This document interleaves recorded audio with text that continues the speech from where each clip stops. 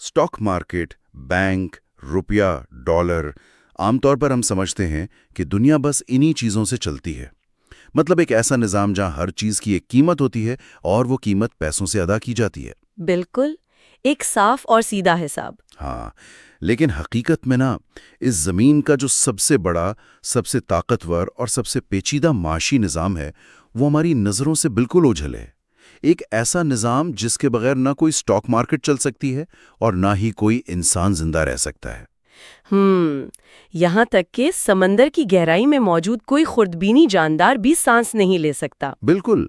और इस पोशीदा माशी निज़ाम की करेंसी पैसा नहीं है, बल्कि तवानाई है। तो आज के इस तफसीली जायजे में हम दरअसल जिंदगी के उसी पोशीदा माशी निज़ाम को समझने की कोशिश करेंगे जिसे हम बायो एनर्जेटिक्स कहते हैं। ये वाकई एक बहुत ही दिलचस्प जाविया है। अच्छा, बायो एनर्जेटिक्स को अगर हम सादा अल्फाज में देखें तो ये जिंदा अजसाम के अंदर तवानाई के बहाव मतलब एनर्जी फ्लो के मुताले का नाम है। सही। इसमें बुनियादी तौर पर ये देखा जाता है कि एक खुलिया, जो कि जिंदगी की सबसे छोटी इकाई है, वो तवानाई को कैसे हासिल करता है, कैसे ज़ख़ीरा करता है और फिर उसे कैसे खर्च करता है। तो अगर हम इसे बड़ी तस्वीर के साथ जोड़ें तो जमीन पर तवानाई का सबसे बड़ा जरिया तो सूरज ही है ना। 100%। इस जमीन पर मौजूद तकरीबन तमाम तर तवानाई का बुनियादी और इकलौता जरिया सिर्फ हमारा सूरज ही है। यानी वो एक तरह का बहुत बड़ा मरकजी बैंक है जो अरबों सालों से मुसलसल तवानाई फराहम कर रहा है। लेकिन हम इंसान या जानवर तो बराह रास्त सूरज की धूप खाकर अपना पेट नहीं भर सकते ना। तो ये शमसी तवानाई हमारे जिस्मों तक पहुंचती कैसे है? देखें, यही वो कड़ी है जो पूरी दुनिया को जोड़ती है। पौधे, काई, जिसे हम एल्जी कहते हैं, और कुछ खास किस्म के बैक्टीरिया इस शमसी तवानाई को पकड़ने की सलाहियत रखते हैं। फोटोसिंथेसिस के जरिए। बिल्कुल। वो फोटोसिंथेसिस के अमल के जरिए सूरज की गैर मादी रोशनी को कीमियाई तवानाई में तब्दील कर देते हैं और फिर ना यही कीमियाई तवानाई पूरी दुनिया की फूड चेन की बुनियाद बनती है। मतलब छोटे से कीड़े से लेकर एक बहुत बड़ी व्हेल मछली तक और खुद हम इंसानों तक सब इसी निजाम के मोहताज हैं। बिल्कुल ऐसा ही है। तो इस सब का मतलब क्या है?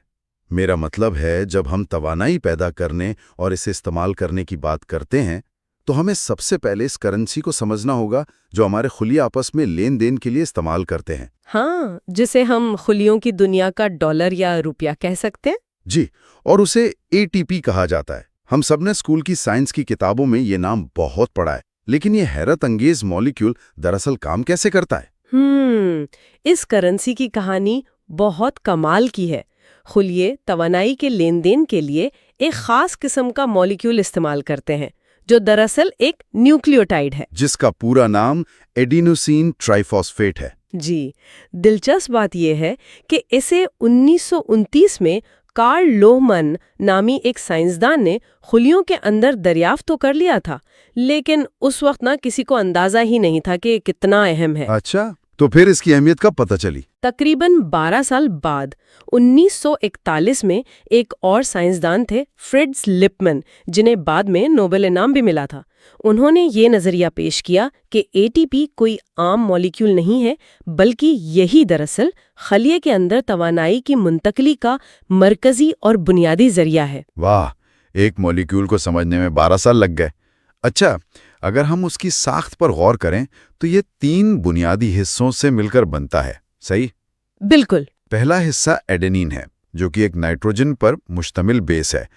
फिर दूसरा हिस्सा एक खास किस्म की शुगर है जिसमें कार्बन के 5 एटम होते हैं, जिसे हम राइबोस कहते हैं। हाँ, और जब एडेनिन और राइबोस आपस में मिलते हैं तो इस जोड़े को एडिनोसिन कहा जाता है। सही।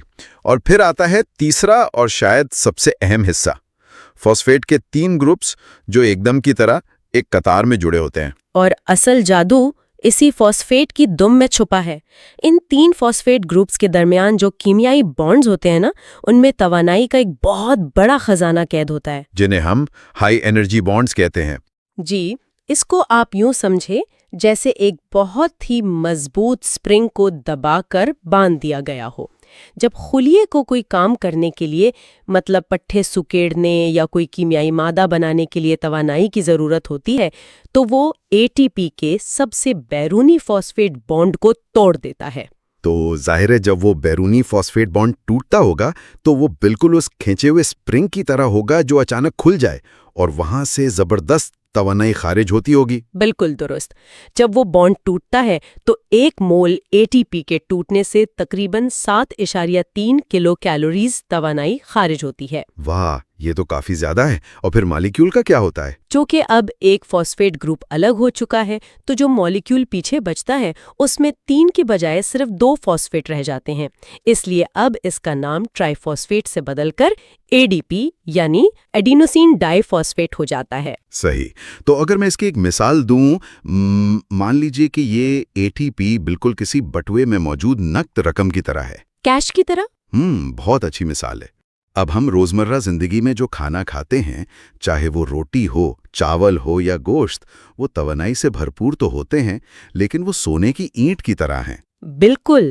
آپ سونے کی اینٹ دے کر چائے کا کپ تو نہیں خرید سکتے نا؟ یہی بات۔ اگر بازار سے 1 کپ چائے خریدنی ہو تو دکاندار کو نقدی رقم چاہیے۔ اسی طرح ہمارے خلیے بھی براہ راست خوراک کی توانائی کو استعمال نہیں کر سکتے۔ انہیں اس سونے کی اینٹ یعنی گلوکوز کو توڑ کر اس کی توانائی کو نقد رقم یعنی اے ٹی پی میں تبدیل کرنا پڑتا ہے۔ بہت خوبصورت تشبیہ ہے۔ لیکن یہاں میرے ذہن میں ایک سوال آ رہا ہے، جب یہ بیرونی فاسفیٹ بانڈ ٹوٹ گیا اور اے ڈی پی بن گیا تو کیا یہ محض ایک ڈسپوزیبل بیٹری ہے جو ایک بار استعمال ہوئی اور پھر کچرے میں؟ یہ ایک بہت ہی منطقی سوال ہے، لیکن قدرت کا کمال دیکھیں کہ اس کا جواب نہیں میں ہے۔ یہ کوئی ڈسپوزیبل بیٹری نہیں ہے بلکہ ایک مکمل طور پر ری سائیکل ہونے والی کرنسی ہے۔ مطلب یہ دوبارہ استعمال ہو سکتی ہے؟ جی بالکل۔ یہ ایک مسلسل چلنے والا چکر ہے جسے A T P a D P cycle کہتے ہیں۔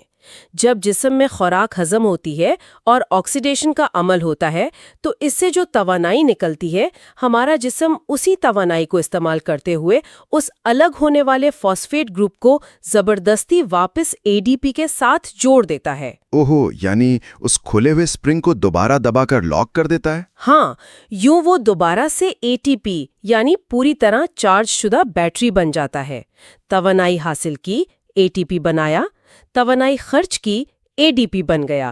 اور آپ جانتے ہیں یہ چکر ہر لمحے میں، ہر خلیے میں 1 سیکنڈ میں کروڑوں دفعہ چل رہا ہے۔ واقعی یہ ایک لاجواب نظام ہے۔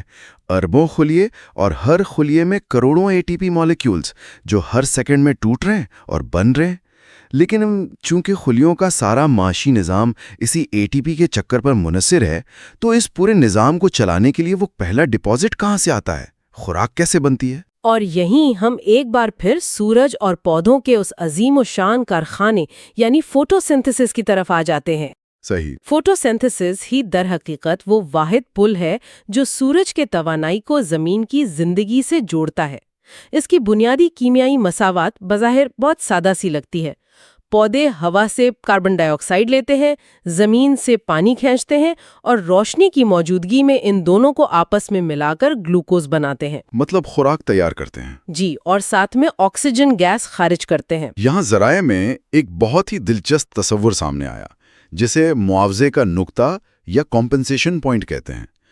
ہمیں عموماً لگتا ہے کہ پودے تو بس آکسیجن ہی بناتے ہیں اور کاربن ڈائی آکسائیڈ چوستے رہتے ہیں۔ ہاں، یہ ایک بہت عام غلط فہمی ہے۔ بالکل، ہم یہ بھول جاتے ہیں کہ پودے خود بھی تو زندہ جاندار ہیں، انہیں بھی زندہ رہنے کے لیے توانائی چاہیے، یعنی ان میں بھی ریسپیریشن یا سانس لینے کا عمل ہر وقت جاری رہتا ہے جس میں وہ ہماری طرح آکسیجن استعمال کرتے ہیں۔ یہ ایک بہت اہم نقطہ ہے اور کمپنسیشن پوائنٹ دراصل اسی توازن کا نام ہے۔ صبح کے وقت جب سورج طلوع ہو رہا ہوتا ہے یا شام کے وقت جب اندھیرا چھانے لگتا ہے، اس وقت روشنی کی شدت بہت کم ہوتی ہے۔ تو فوٹو سنتھیسس بھی سست ہو جاتا ہوگا؟ بالکل، ایک ایسا مقام آتا ہے جہاں فوٹو سنتھسس کی رفتار بالکل ریسپیریشن کی رفتار کے برابر ہو جاتی ہے، یعنی پودا فوٹو سنتھسس کے ذریعے جتنی آکسیجن پیدا کر رہا ہوتا ہے وہ اپنی ہی ریسپیریشن کے عمل میں اسے فوراً استعمال کر لیتا ہے۔ اوہ، اچھا، یعنی وہ اس وقت ایک طرح سے کاربن نیوٹرل ہو جاتا ہے، نہ ماحول کو کچھ دے رہا ہے نہ اس سے کچھ لے رہا ہے؟ بالکل اسی طرح ریسپیریشن سے جو کاربن ڈائی آکسائڈ خارج ہوتی ہے وہ اسے واپس فوٹوسنتھسس کے کارخانے میں کھپا دیتا ہے۔ نتیجہ یہ نکلتا ہے کہ ان مخصوص اوقات میں پودے اور ماحول کا درمیان گیسوں کا کوئی نیٹ تبادلہ نہیں ہوتا۔ اور دوپہر کو جب سورج تیز ہوتا ہے؟ تب فوٹوسنتھسس کی رفتار ریسپیریشن سے کئی گنا آگے نکل جاتی ہے۔ تب پودا اپنی ضرورت سے زیادہ آکسیجن بنانے لگتا ہے اور اسے فضا میں خارج کرنا شروع کر دیتا ہے، جو بعد میں ہمارے سانس لینے کے کام آتی ہے۔ کمال ہے۔ اچھا، اب یہاں ایک اور حیرت انگیز حقیقت ہے جو مجھے ذرائع پڑھتے ہوئے معلوم ہوئی، اور سچ بتاؤں تو اس نے مجھے حیران کر دیا۔ وہ کیا؟ سورج سے جو بے پناہ روشنی اور توانائی پودوں تک پہنچتی ہے نا، پودے اس شمسی توانائی کا صرف 1 سے 2% حصہ ہی کیمیائی توانائی میں تبدیل کر پاتے ہیں۔ مطلب 1 منٹ، صرف 1 سے 2%؟ ہاں، یہ سن کر اکثر لوگوں کو حیرت ہوتی ہے۔ یہ کارکردگی تو انتہائی کم لگتی ہے نا۔ یہ تو ایسے ہی ہے جیسے کوئی بہت بڑا ملٹی نیشنل کاروبار چل رہا ہو جس کا منافع صرف 1% ہو، لیکن وہ اسی 1% پر پوری دنیا کا پیٹ پال رہا ہو۔ بظاہر یہ واقعی کم لگتا ہے، لیکن اگر ہم اسے اس طرح دیکھیں کہ سورج سے آنے والی توانائی کا حجم اتنا واسع، اتنا بے پناہ ہے کہ اس کا صرف 1 سے 2% بھی اس زمین پر موجود کھربوں جانداروں اور اربوں انسانوں کو زندہ رکھنے کے لیے کافی سے بھی زیادہ ہے۔ بات تو آپ کی صحیح ہے۔ اور روشنی کے اس حیرت انگیز کردار کو سمجھنے کے لیے سائنسدانوں نے بہت شاندار تجربات کیے۔ ایک جرمن ماہر حیاتیات تھے T.W. اینگلمن، جنہوں نے 1883 میں ایک ایسا تجربہ کیا جو آج بھی سائنس کی تاریخ کا شاہکار مانا جاتا ہے۔ اوہ ہاں، وہ ایکشن سپیکٹرم والا تجربہ، میں پڑھ رہا تھا اس بارے میں۔ ذرا 1883 کے دور کی منظر کشی کرتے ہیں۔ اس وقت کوئی جدید کمپیوٹرز یا لیبارٹریز تو تھی نہیں۔ بالکل نہیں تھی۔ تو اینگلمن نے کیا کیا کہ اسپائرو گائرا نامی ایک کائی یا ایلجی لی، جو پانی میں رہنے والی ایک سبز دھاگے نما کائی ہے۔ اس نے اس پر روشنی کی ایک شعاع ڈالی، لیکن براہ راست نہیں۔ اس نے پرزم کا استعمال کیا۔ جی ہاں، اس نے روشنی کو ایک پرزم سے گزار کر ڈالا، جس نے روشنی کو قوس قزح یعنی 7 مختلف رنگوں میں بکھیر دیا۔ اب کائی کے مختلف حصوں پر مختلف رنگ پڑ رہے تھے، کہیں نیلی روشنی، کہیں سبز، کہیں سرخ۔ اور اس کا مقصد یہ معلوم کرنا تھا کہ روشنی کا کون سا رنگ فوٹوسنتھسس کے لیے سب سے بہترین ہے۔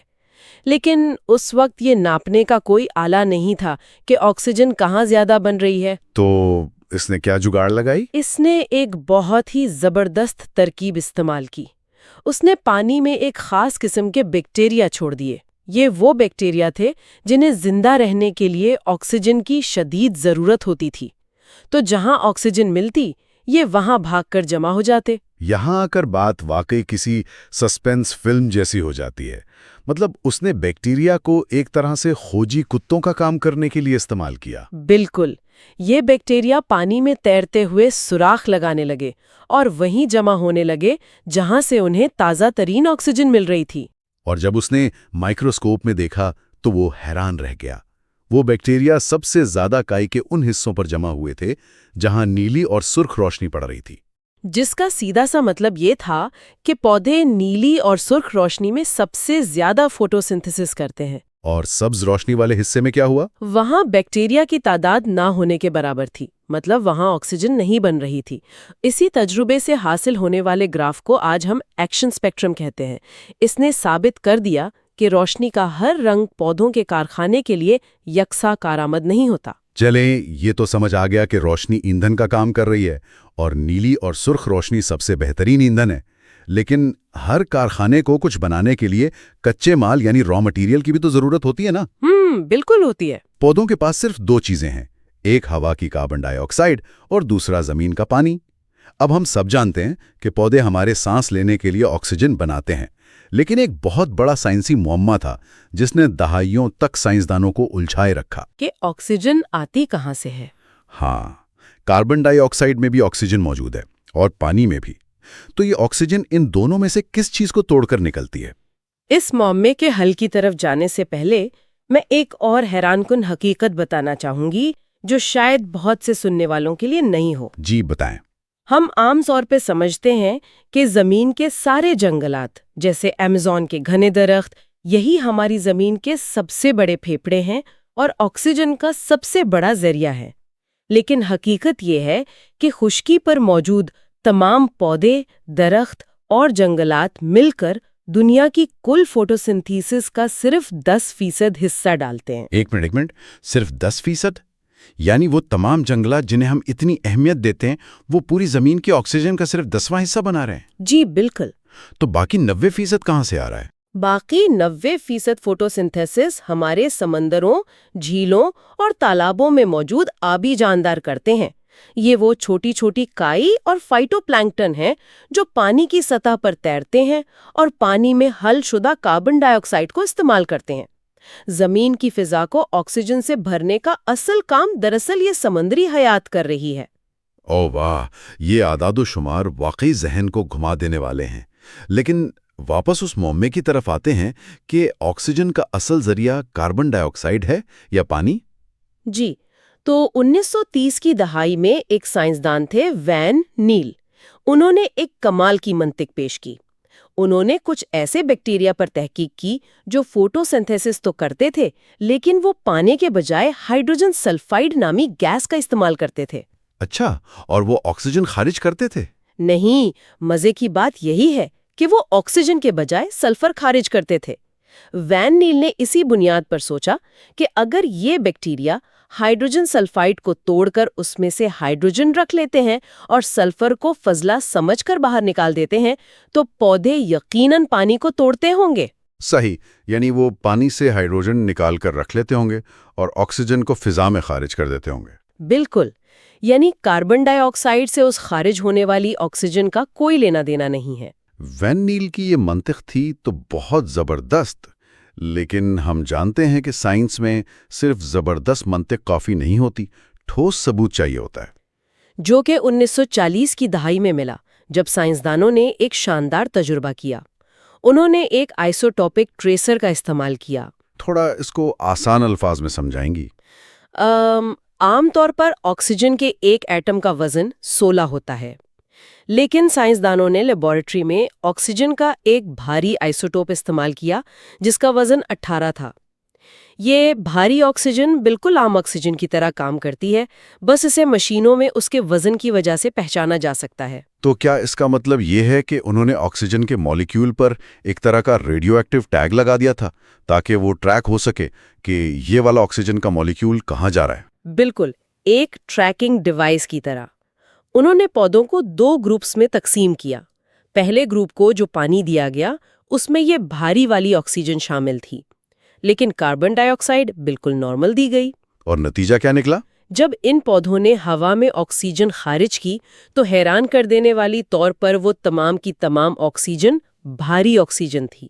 اوہ، اور اس دعوے کو 100% ثابت کرنے کے لیے انہوں نے دوسرے گروپ کے ساتھ بالکل اس کا الٹا کیا ہوگا؟ جی ہاں، دوسرے گروپ کو نارمل پانی دیا گیا، لیکن جو کاربن ڈائی آکسائیڈ دی گئی اس میں بھاری آکسیجن شامل تھی۔ جب ان پودوں نے ہوا میں آکسیجن چھوڑی تو وہ نارمل آکسیجن تھی۔ اور بھاری آکسیجن کہاں گئی؟ وہ پودے کے اندر بننے والی خوراک اور پانی کے اندر پائی گئی۔ بس اس ایک تجربے نے دہائیوں پرانی بحث کو ہمیشہ کے لیے ختم کر دیا۔ واہ، اس کا مطلب ہے کہ پانی صرف ایک محلول نہیں ہے جس میں کیمیائی عمل ہو رہے ہوں، بلکہ پانی خود ایک را مٹیریل ہے۔ بالکل، ہماری فضا میں موجود آکسیجن کا براہ راست اور واحد ذریعہ صرف اور صرف پانی ہے۔ تو آج ہم جو بھی سانس لے رہے ہیں وہ کسی نہ کسی پودے یا کائی کے اندر ٹوٹنے والے پانی کے مالیکیول سے آئی ہے۔ یہ خیال ہی کتنا سحر انگیز ہے، لیکن ایک اور منطقی سوال ذہن میں آتا ہے۔ پانی کے مالیکیول کو توڑنا کوئی عام سا کام تو نہیں ہے، اس کے لیے زبردست توانائی درکار ہوتی ہے۔ پودے کے اندر وہ کون سی مشینری ہے جو سورج کی شعاؤں کو پکڑ کر پانی کو توڑنے جتنا طاقتور عمل کرتی ہے؟ یہ قدرت کی مائکرو انجینئرنگ کی انتہا ہے۔ پودے کے خلیوں میں کلوروپلاسٹ نامی حصے ہوتے ہیں۔ ان کے اندر سکوں کی طرح ایک کے اوپر ایک رکھی ہوئی جھلیاں ہوتی ہیں جنہیں تھائلاکوئڈ میمبرینز کہتے ہیں۔ ان جھلیوں کے اندر روشنی پکڑنے والے پگمنٹس نصب ہوتے ہیں، جن میں سب سے مشہور کلوروفل ہے۔ جی، جب روشنی کے ذرات جنہیں ہم فوٹونز کہتے ہیں ان پگمنٹس پر پڑتے ہیں تو کلوروفل ان کو جذب کر لیتا ہے۔ یہ روشنی کی توانائی کلوروفل کے اندر موجود الیکٹرونز کو انتہائی پرجوش کر دیتی ہے اور وہ اچھل کر ایک ہائی انرجی لیول پر چلے جاتے ہیں۔ اور یہیں سے وہ طاقت پیدا ہوتی ہے جو پانی کے مالیکیول کو بیچ سے چیر دیتی ہے۔ اگر ہم کلوروفل کے مالیکیول کی ساخت کو دیکھیں تو میں اکثر اسے ایک ٹی وی اینٹینا کی طرح محسوس کرتا ہوں۔ یہ تشبیہ اس کی ساخت کو سمجھنے کے لیے بہت کارآمد ہے۔ کلوروفل کے مالیکیول کے دو بنیادی حصے ہوتے ہیں۔ ایک اس کا سر ہوتا ہے جو ہائیڈروفیلک ہوتا ہے، اسے پورفائرن رنگ کہتے ہیں۔ اس کے بالکل مرکز میں ایک میگنیشیم کا ایٹم بیٹھا ہوتا ہے جو سورج کے سگنل کو کیچ کرتا ہے۔ بالکل، یہ پورفائرن رنگ ہی دراصل وہ اصلی اینٹینا ہے جو سورج کی روشنی پکڑ رہا ہے۔ اور جو دوسرا حصہ ہے وہ اس کی دم ہے۔ یہ ہائیڈرو کاربن کی زنجیر ہوتی ہے جسے فائٹول ٹیل کہتے ہیں۔ یہ پانی سے دور بھاگنے والا یعنی ہائیڈروفوبک ہوتا ہے۔ صحیح کہا آپ نے۔ تو اگر سر اینٹینا ہے تو یہ دم اس اینٹینا کا سٹینڈ ہے۔ یہ جھلی کے اندر مضبوطی سے دھنس جاتی ہے اور اینٹینا کو چھت پر گاڑ کر رکھتی ہے تاکہ روشنی پڑنے پر وہ اپنی جگہ سے ہلے نہیں۔ بالکل، اور کلوروفل کی اقسام میں جو فرق ہے نا، خاص طور پر کلوروفل اے اور بی کے درمیان، وہ بظاہر بہت معمولی لیکن اثرات کے لحاظ سے بہت بڑا ہے۔ کلوروفل اے میں ایک طرف میتھائل گروپ لگا ہوتا ہے جبکہ بی میں ایک ایلڈیہائیڈ گروپ موجود ہوتا ہے۔ ایک منٹ، یعنی پورے کے پورے مالیکیول میں صرف ایک چھوٹے سے مالیکیولر گروپ کا فرق ہے اور صرف اتنے سے فرق سے پودے کی روشنی جذب کرنے کی صلاحیت بدل جاتی ہے؟ جی ہاں، اسی چھوٹے سے فرق کی وجہ سے وہ روشنی کے مختلف لہروں کو جذب کرتے ہیں۔ اب یہاں ایک اور دلچسپ سوال پیدا ہوتا ہے کہ پودے سبز کیوں نظر آتے ہیں؟ کیوں نظر آتے ہیں؟ اس کی وجہ بھی کلوروفل ہے۔ پودے نیلی اور سرخ روشنی کو تو خوشی سے جذب کر لیتے ہیں لیکن سبز رنگ کی لہروں کو وہ بالکل پسند نہیں کرتے، تو یہ سبز روشنی جذب ہونے کے بجائے منعکس ہو جاتی ہے۔ جب یہ منعکس ہونے والی روشنی ہماری آنکھوں میں پڑتی ہے تو ہمیں پتے سبز نظر آتے ہیں۔ تو اس کا مطلب ہے کہ پودے حقیقت میں سب کچھ ہیں سوائے سبز کے، وہ تو سبز رنگ کو مسترد کر رہے ہیں۔ بالکل۔ اچھا، دھوپ تو دوپہر میں بہت شدید بھی ہو جاتی ہے۔ اگر روشنی ہی ایندھن ہے تو بہت زیادہ روشنی تو کلوروفل کی اس نازک سی مشینری کو جلا نہیں دے گی؟ جلا سکتی ہے، جسے سائنس میں فوٹو آکسیڈیشن کہتے ہیں۔ اس خطرے سے بچنے کے لیے قدرت نے پودوں میں کچھ اور پگمنٹس بھی رکھے ہیں جنہیں کیروٹینوئڈز کہتے ہیں۔ جیسے کہ بیٹا کیروٹین؟ جی، یہ پگمنٹس پودے کے لیے سن بلاک کا کام کرتے ہیں۔ جب روشنی حد سے زیادہ ہو جاتی ہے تو یہ کیروٹینوئڈز اس اضافی اور خطرناک توانائی کو جذب کر کے ضائع کر دیتے ہیں اور کلوروفل کو تباہ ہونے سے بچاتے ہیں۔ واہ، یعنی پودوں کے پاس اپنی خود کی سن اسکرین بھی موجود ہے۔ تو اگر ہم اس سارے تفصیلی جائزے کا خلاصہ کریں تو ہم نے دیکھا کہ کس طرح ایک مائکروسکوپک اینٹینا سورج کی روشنی پکڑتا ہے، پانی کو توڑتا ہے، آکسیجن بناتا ہے اور وہ ساری توانائی آخر کار ATP مالیکیول کی شکل میں ذخیرہ ہو جاتی ہے۔ اور یہی ATP وہ کرنسی ہے جو زمین پر ہر جاندار کے اندر زندگی کا پہیہ چلا رہی ہے۔ جب بھی ہم سانس لیتے ہیں یا چلتے پھرتے ہیں تو دراصل ہم اسی عظیم الشان بائیو انرجیٹکس کے نظام کا حصہ بن رہے ہوتے ہیں۔ بالکل، اور اس بات کو سمیٹتے ہوئے میں سننے والوں کے ذہن میں ایک سوچنے کا موقع چھوڑنا چاہوں گا۔ ہم نے دیکھا کہ پوری دنیا کا ماحولیاتی نظام اور فوڈ چین سورج کی روشنی کے محض 1 سے 2% استعمال پر اتنی زبردست کامیابی سے چل رہی ہے۔ ذرا تصور کریں، اگر انسان اس مائکرو انجینئرنگ کی نقل اتار لے اور مستقبل میں مصنوعی فوٹو سنتھیسس کے ذریعے ایسے مصنوعی پتے بنانے میں کامیاب ہو جائیں جن کی کارکردگی 10 یا 20% ہو، تو کیا اس سیارے کے تمام توانائی کے بحران ہمیشہ کے لیے ختم نہیں ہو جائیں گے؟ کیا سورج کی لامحدود توانائی کو استعمال کر کے ہم انسانی تاریخ کا ایک نیا باب نہیں لکھ سکتے؟ یہ یقیناً ایک ایسا سوال ہے جو ہمیں قدرت کے نظام کو اور بھی گہری نظر سے دیکھنے پر مجبور کرتا ہے۔